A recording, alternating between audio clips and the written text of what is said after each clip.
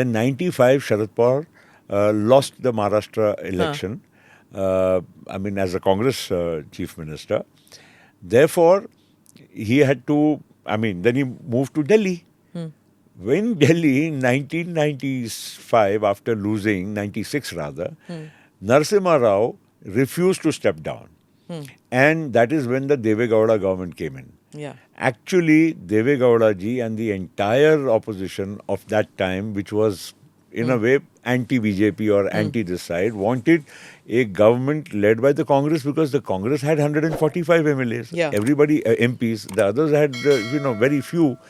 So that was a time when the Deve Gowda ji himself, I remember, came to meet Sharad Pawar ji and told him that you take over from Narasimha Rao ji and we will ensure that the entire this so-called third front supports your prime ministership. And again, Narasimha Rao refused to step down. And eventually when he did step down, he installed Sitaram Kesari instead of Sharad Pawar. Now, Sitaram Kesari was actually a non-entity for national politics to be heading the great Congress party. Kesari ji then, after 11 months, withdrew support to Deve Gowda government. But why, at that time, why didn't Praful Why didn't Sharad Pawar? That is the point I'm coming to now. That was the only time when Sharad Pawar could have become the Prime Minister easily. After he withdrew support, Kesari ji, 115 of the 145 MPs of Congress in Lok Sabha immediately gathered at his house on 6th Gurudwara Rakabganj Road. I was the one who was coordinating. Everybody's coming there. Quickly we erected a tent, a shamiana type of thing, got a microphone, and speeches started from all sides, including people who were never pro Sharad Pawar. And finally they said that you take over the the prime ministership. Or no, not prime ministership. I would say at that time the leadership of the Congress party.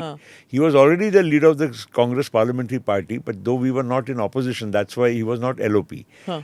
Then at the same time the meeting was going on, Deve Gowda ji called me and asked me to come to the Prime Minister's house. I went there and he told me that I am willing to resign. Tell Sharad ji to save me for this 15 days, this embarrassment of Kesari having thrown me out. And I will then propose his name for the Prime Minister. And I came back, I was very, in a way, elated. I said, my God, my leader is getting a chance to become the Prime Minister. This is the best thing. I came back, I tried to take him to a corner and suggest that, this is what I've got, straight from the horse's mouth. So he thought for a while, the meeting dispersed, and then I expected him to act immediately on this wonderful offer. One side, the parliamentary party of Congress is supporting you. Yeah. One side, Deve Gowda ji is ready to, move aside. Yeah. And I don't know what went wrong, and he just, got cold feet or what happened.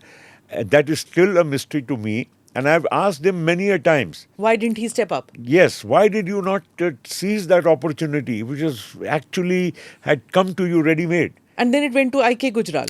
And then, yes, then it went to I.K. Gujral. But maybe he got a signal from Harkishan Singh Surjit, who was the kingmaker at that time, or Mulayam Singh ji. Did they try? No, nobody came in the way. I can be very, very sure and categorical about that because I was in the thick of things. I was actually the person who was coordinating everything on his behalf. So who's the shadow person who worked? I just don't know. Nobody shadow. I think it's just he at that moment panics. He just went into a indecisive mode. Click here to watch the full episode.